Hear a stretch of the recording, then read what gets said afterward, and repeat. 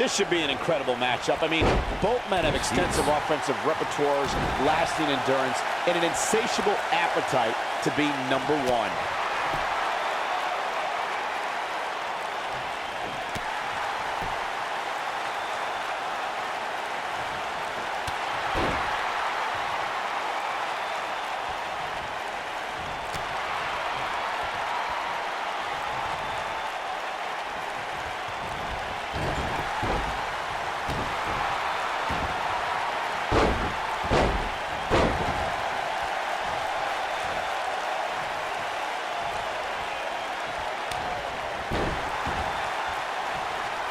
Ooh, what impact.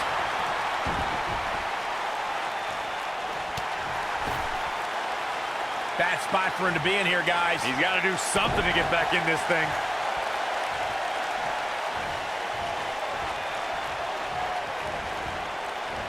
Boom, what impact.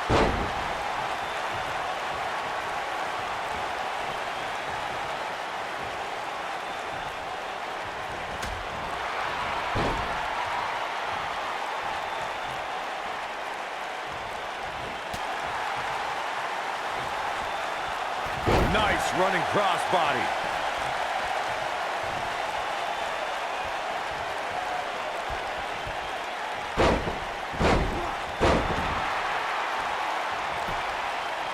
And a pin attempt. Looking to catch him off guard there, I guess. Yeah, it's going to take more than that. What a strike. He's starting to stumble here. This could be the start of an... What's this, Corey? I think they're looking for the Romero special. Oh, no, it's over. There it is.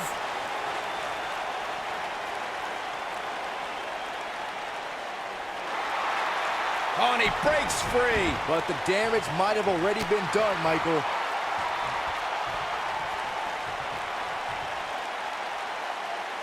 Pile driver. Spiked him.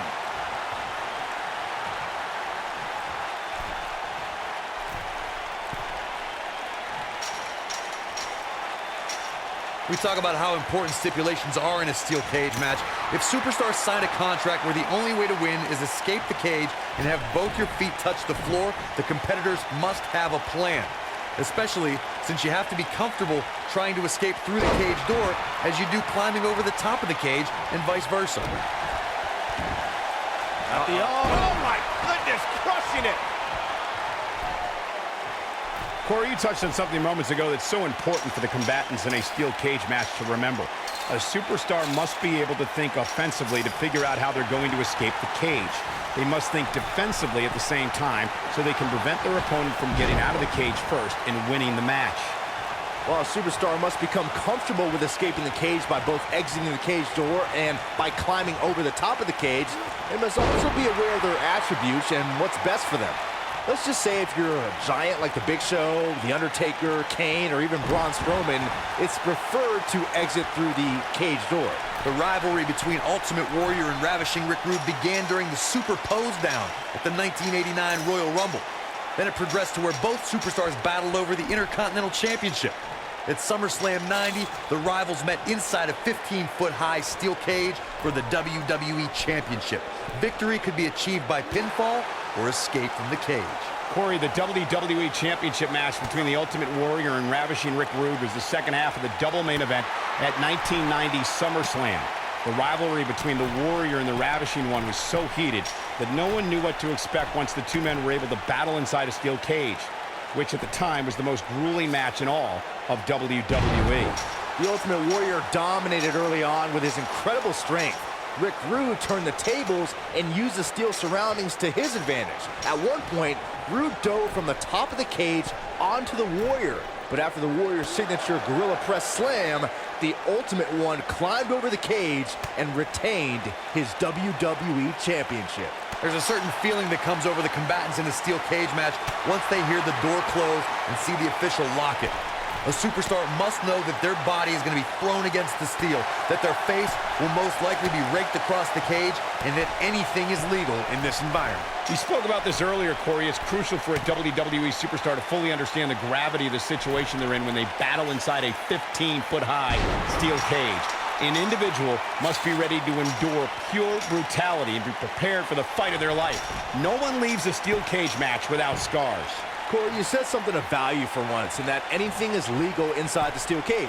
To that point, something else we've seen over the years is interference.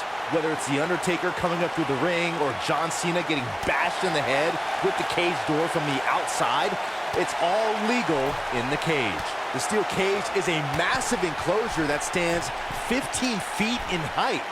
For almost 35 years, a select group of high flyers have taken their aerial assaults to greater heights. And when I say that, I mean superstars climb to the top of the steel cage, the real high-rent district, and dive off onto their opponent. And that all started with one man in October of 1983, Jimmy Superfly Snuka. To your point earlier, Byron, we've definitely seen some unbelievable attacks be launched from the top of the steel cage. And you mentioned the most iconic, the steel cage match for the Intercontinental Championship that saw Jimmy Superfly Snuka clash against bitter rival, the magnificent Morocco. There's no denying that Superfly set the bar. You look over the years to people like Jeff and Matt Hardy, Eddie Guerrero, Kurt Angle, and Chris Jericho.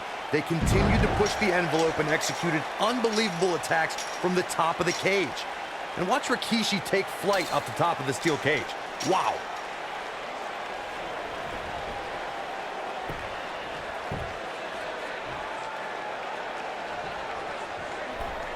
How these superstars are even still in this match is beyond me, especially given how intense the match has been.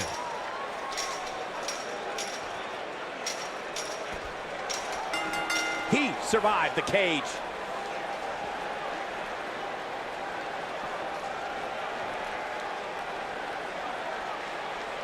And here's another look at what made that match so special.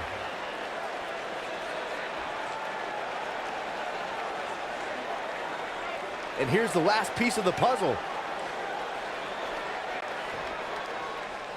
Here is your winner, the Animal.